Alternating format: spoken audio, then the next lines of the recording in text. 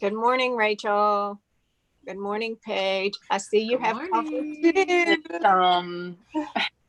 I do not. Paige hasn't gotten to hers yet, I don't think.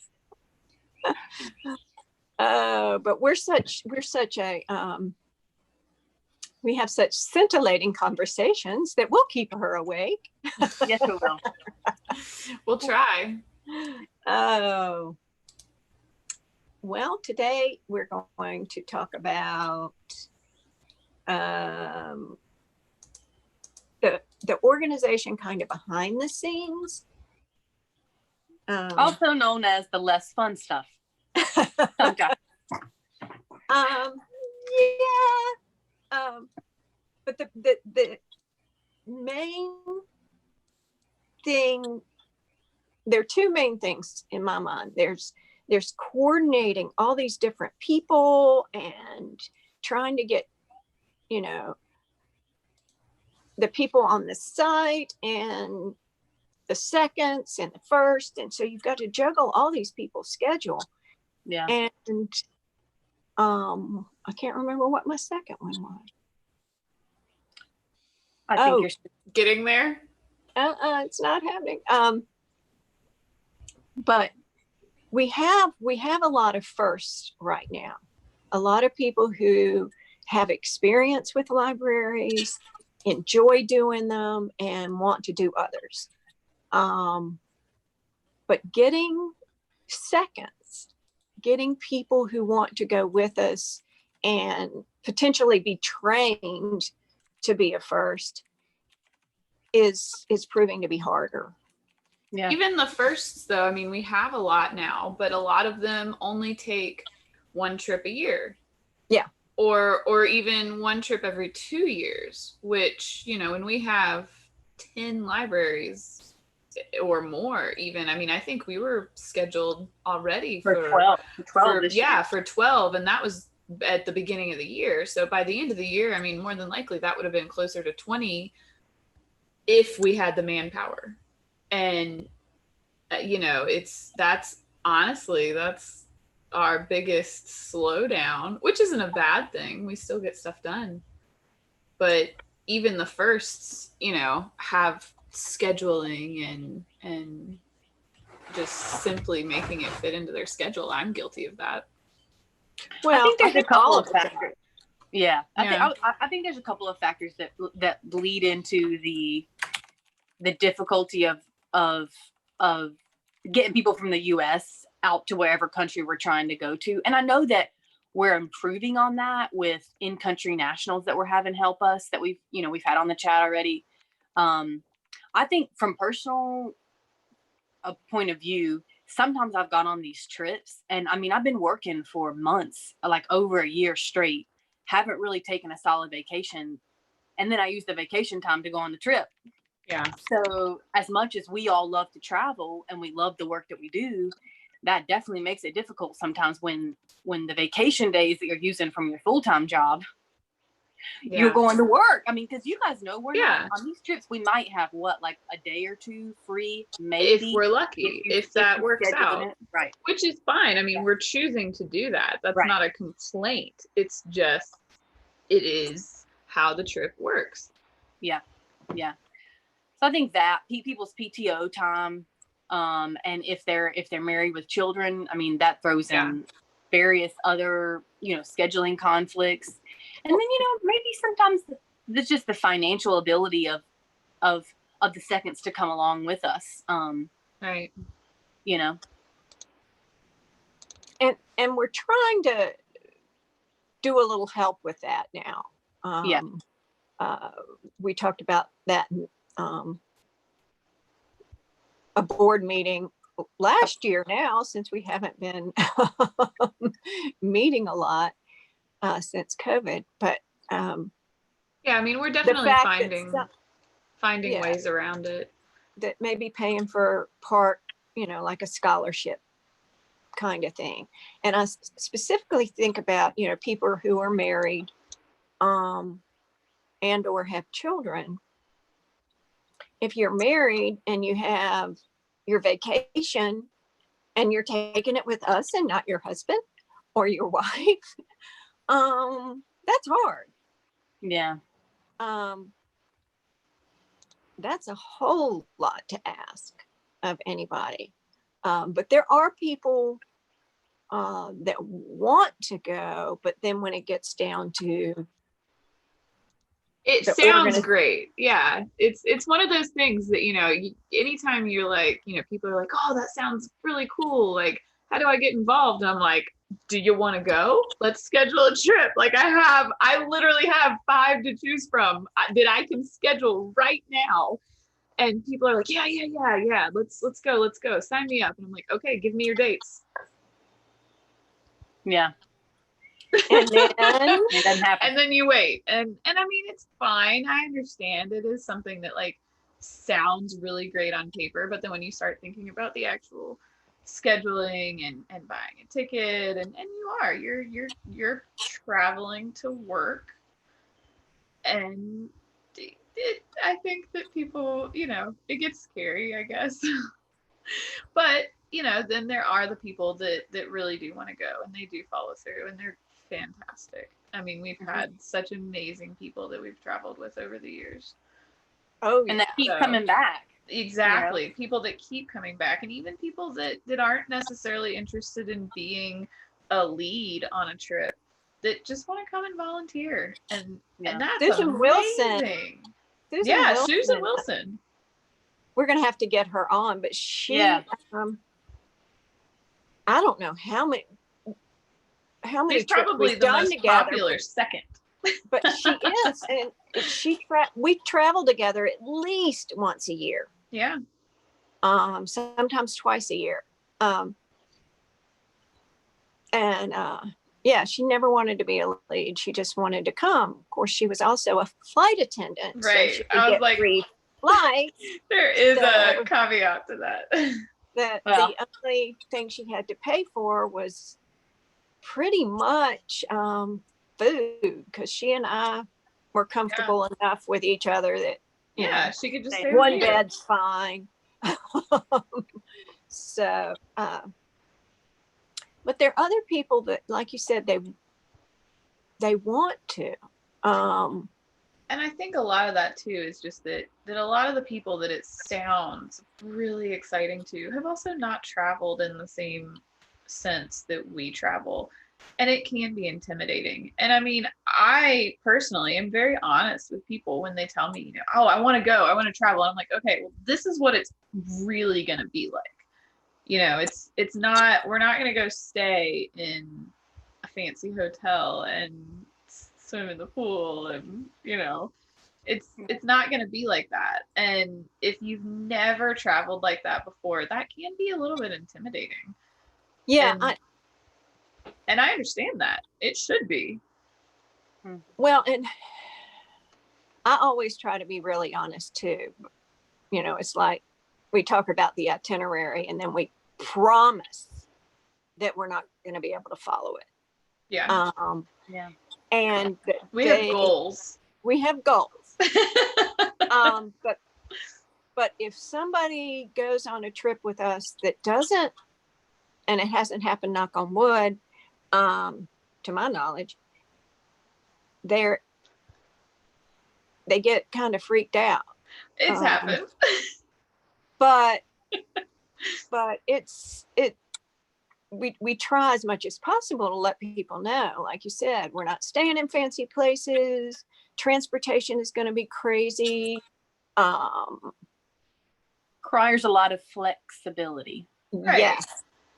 Well, and just, and ability to just kind of change the entire plan on the fly and be okay with that.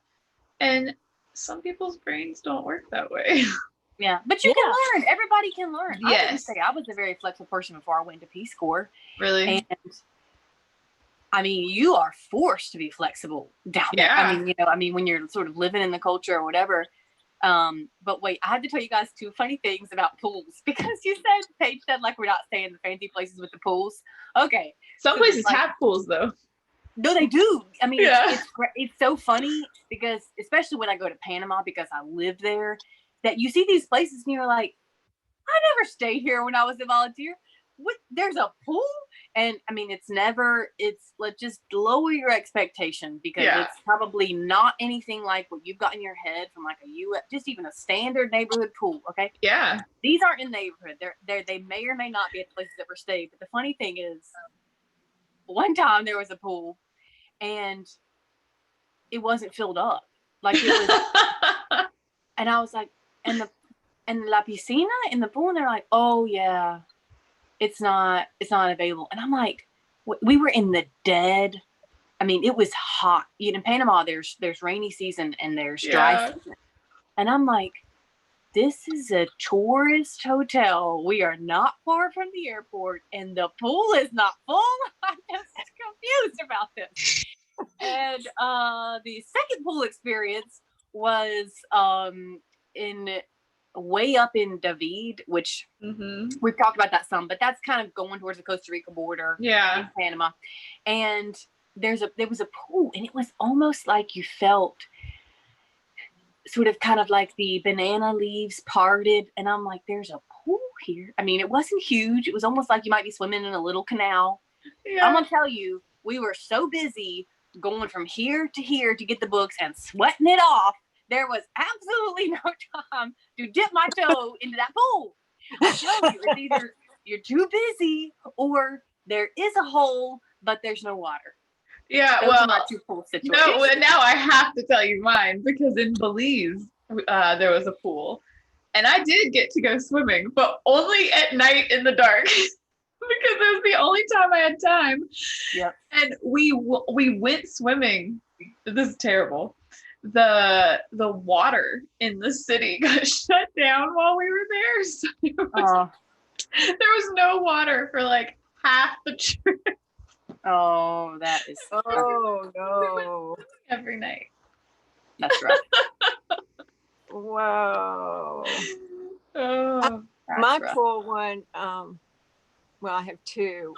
One was in Roatan, Honduras, and it was a hostel. And Joan Hope was with me on this trip, and we stayed in a little casita. Yeah. And it was really cute, and it was really inexpensive. But they had a pool the size of maybe 2 hot tubs. Well, yeah, that's what this pool was in Belize also. But we would, after working in the heat all day, we would come back, get a drink, and sit in the pool on the steps and get cool and talk about the day and what we needed to do. And my other pool thing was in the Dominican Republic.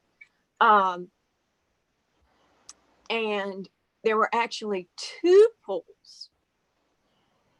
One was empty, one was full, and the full one looked like it was filled with some muddy water. Oh no.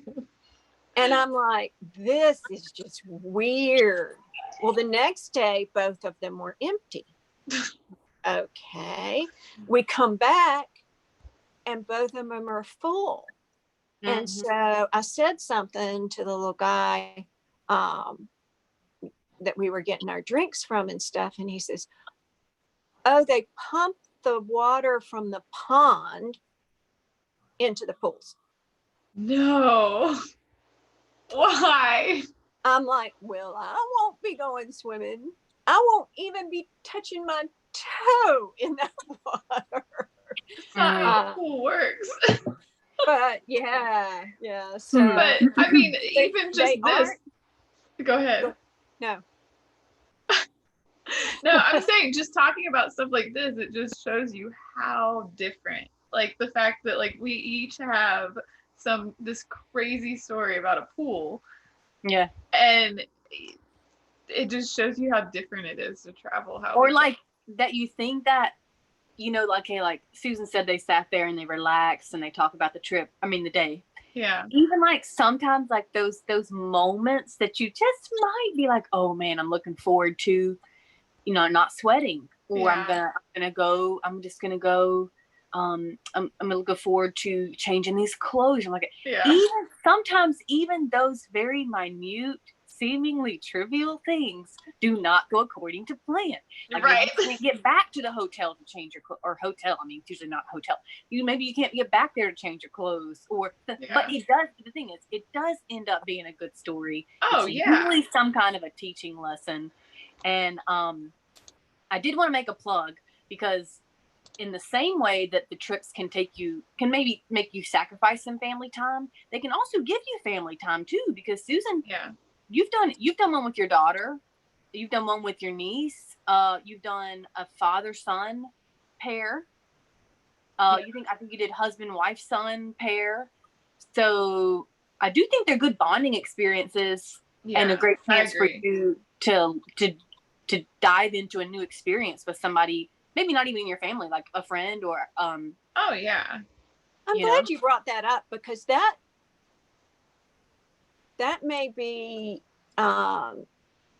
something we kind of keep our eyes out for.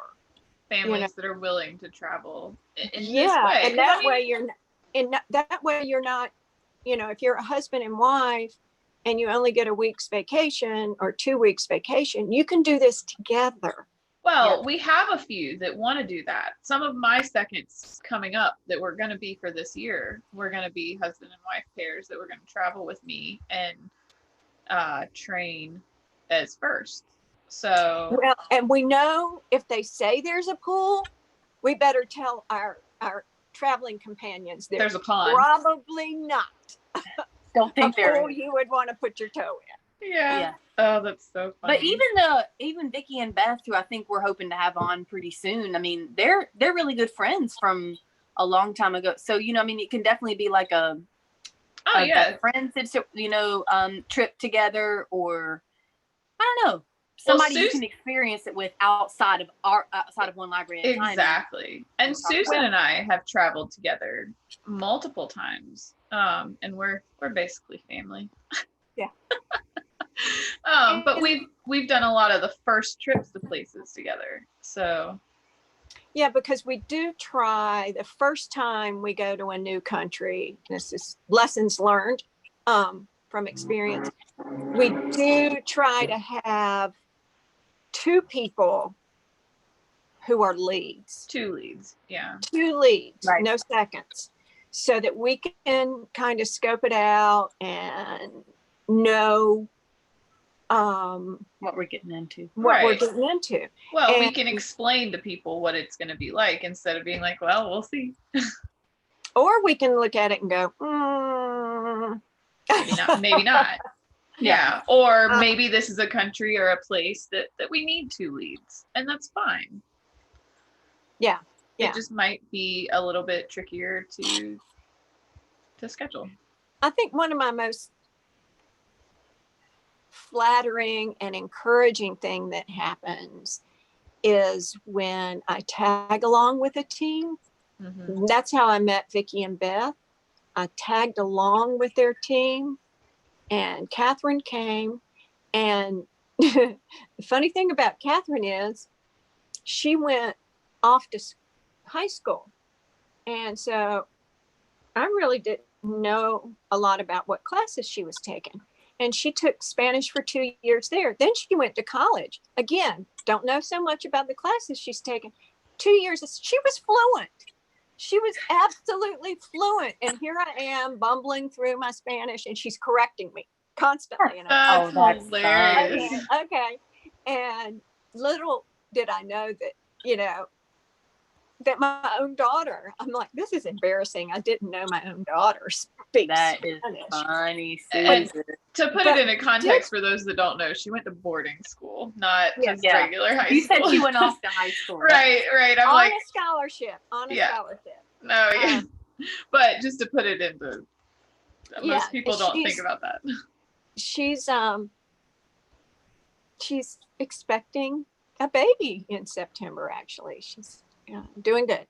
But I tagged on with this group, and Beth and Vicky were on the trip, and they said, we love what you're doing. We want to do it with you. Yeah. So we've done 3 more trips together. We were scheduled for one in May. But it's so flattering and so encouraging. Yeah. Flattering is not the right word really, but it's really cool to me when people don't know what one library at a time is, and they're in a group that are going to go do, well, I did the library. Vicky and Beth did children's activities, slip and slides and games and all this stuff. And there were some guys on the trip and they were helping build. So, but I just thought that was so cool. And Wayne and Oakhurst Baptist Church, I went and did a library with them years ago. I'd have to look up exactly when. And this whole group of 10, 12 people thought what One Library at a Time does is really cool. So now what happened after that was this group goes back every year. Wayne goes every year, but other people come in and out. And they do 1 or 2 libraries every year. Yeah. Because they like the concept. They like how we do it from a physical standpoint, like labeling, cataloging, like cataloging, the actual process. And they enjoy the books and seeing those kids' eyes light up. So it's really cool to tag along sometimes with other groups. Organizations that are already going down. Yeah. And that was Belize was like that. And it's so sustainable. Yeah. Oh, yeah. Because you've got these people going back every time and they can take 10 books every time they go back. Yeah. So I think go ahead. I was going to say, I think that's the underside of the difficulty we have of like finding people who consistently want to go with us. The underside of that is the crazy contacts Susan makes in the airport. Oh, yeah. Or, that Paige has some friend from that, like, across the US or that, you know what I mean? When those, sort of it's divine fun pairings watching happen, then we've got somebody for the long haul. Yeah. Right? Like Vicky and Beth, or like, so it might be a little bit more difficult, but when it happens, it's like people are, they really come on board, Yeah. Yeah. You brought up airplanes. One of the most amazing thing that happened in an airplane is there's this woman,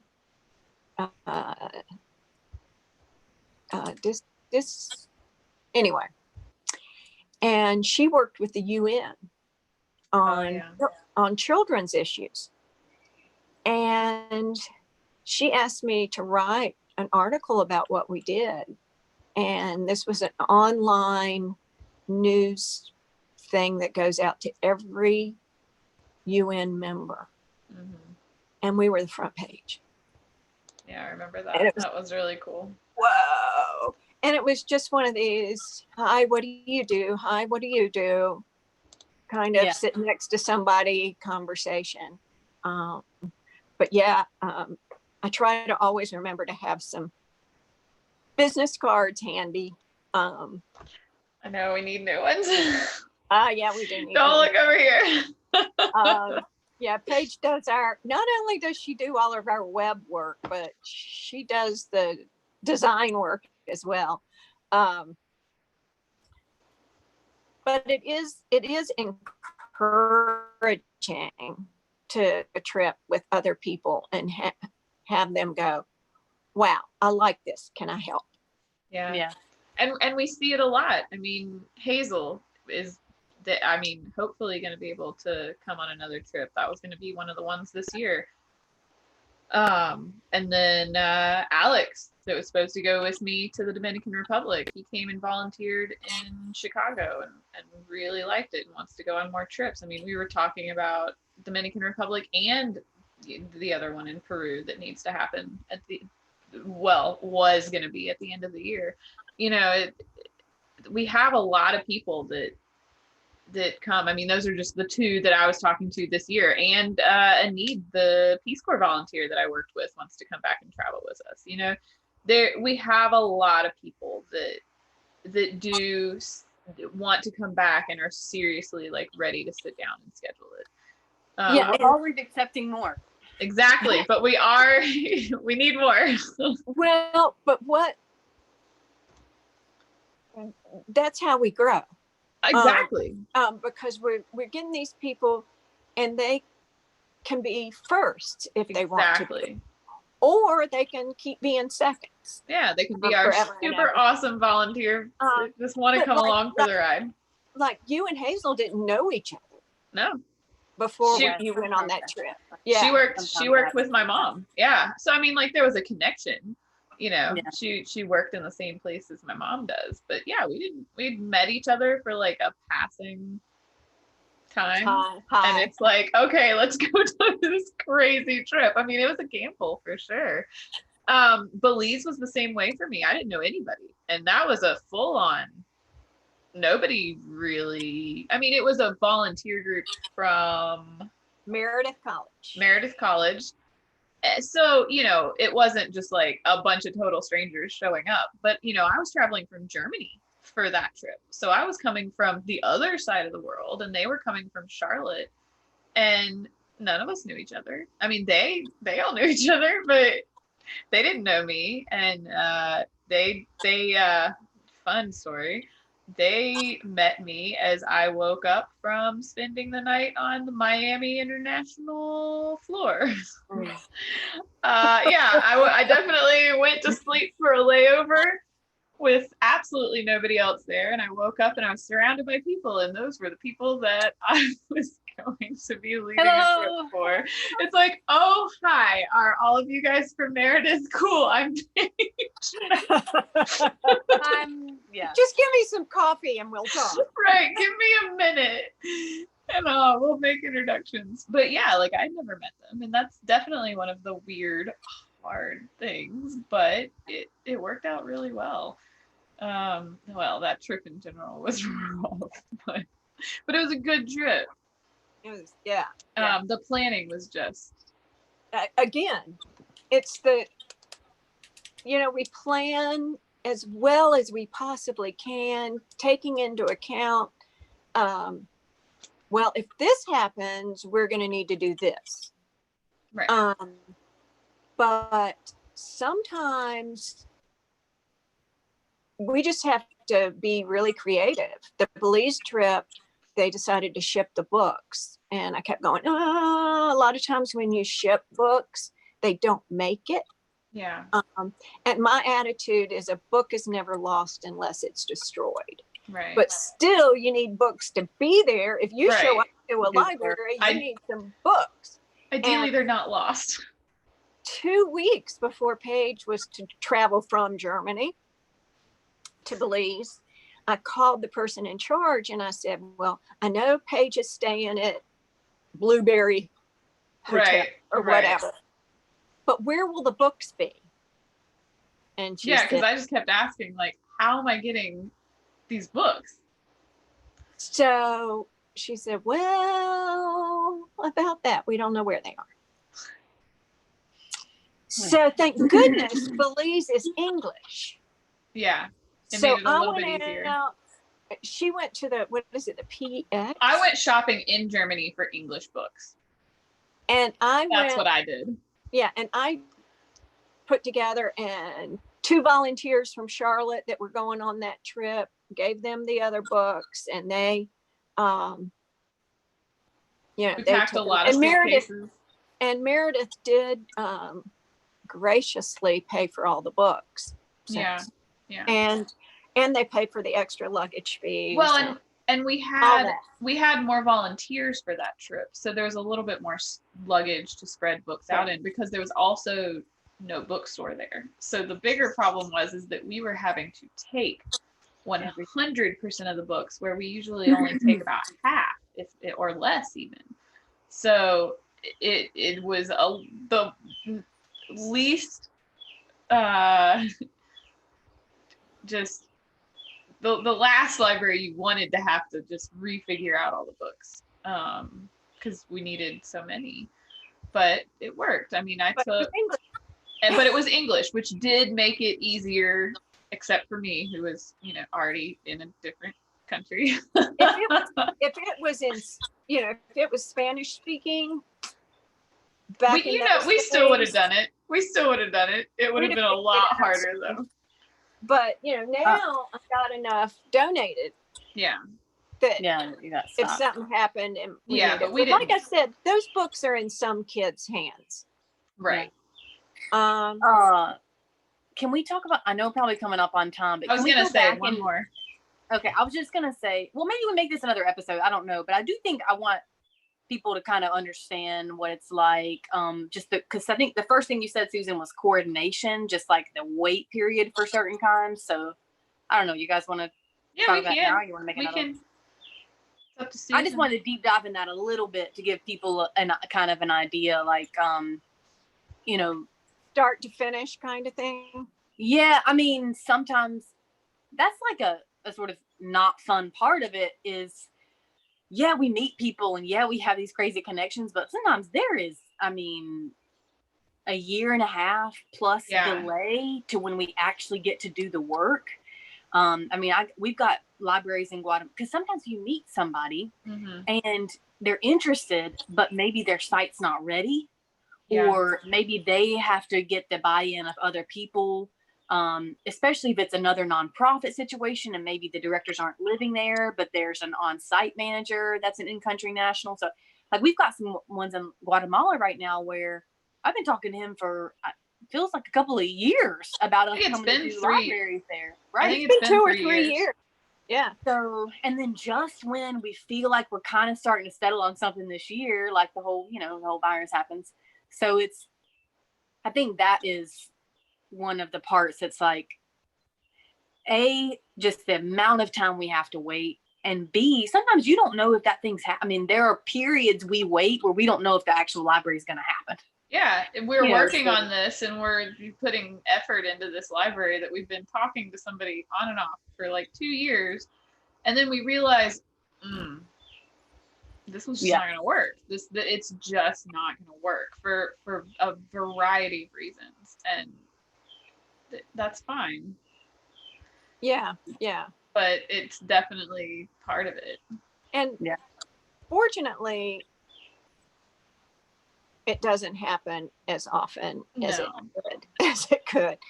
And the exciting part of what we've all been talking about for me is we have, every time we talk during this period of COVID, it's like, when we can. We have got so much when we cans. Yeah. We could send teams out, twice a month. Yeah. Because we now have almost a backlog. We do have a backlog. We absolutely do. And at this point, it's just going to be scheduling around like Peace Corps and when they're going to be there and when they have to leave. I mean, that's another thing that we haven't even talked a lot about is that Peace Corps are only there for a short time. And if they're the ones that we've been working with, we're also having to schedule to make sure we get there before they're done. And it seems easy because you're like, oh, but you have years. And it's like, yes, we do. But that's not always, to get so many schedules to align perfectly. Sometimes that's creative thinking. Because remember with Laura, we weren't going to make it. No, we weren't. And we tried. Right. So but we were still able to creatively work around that. Yeah. She'd already gotten trained by coming to see you. And, and then we were still able to support the work she was doing by sending resources and supplies up there, So sometimes I guess maybe it does a 180 and we have those that like are so fast that we're trying to just hop on the train, Right. It's like, what can we do? Yeah. Well, guys, I hate to say it, but I need to wrap it up. It is time anyway. And I think this is a good stopping point. Yeah. Well, y'all take care. Have a good week. Thanks. Yeah. See you Have a next good week. Well, maybe see you next week. Yeah. Susan might be taking a week off. We might take a week off. All righty. Talk to you soon. Bye. Bye.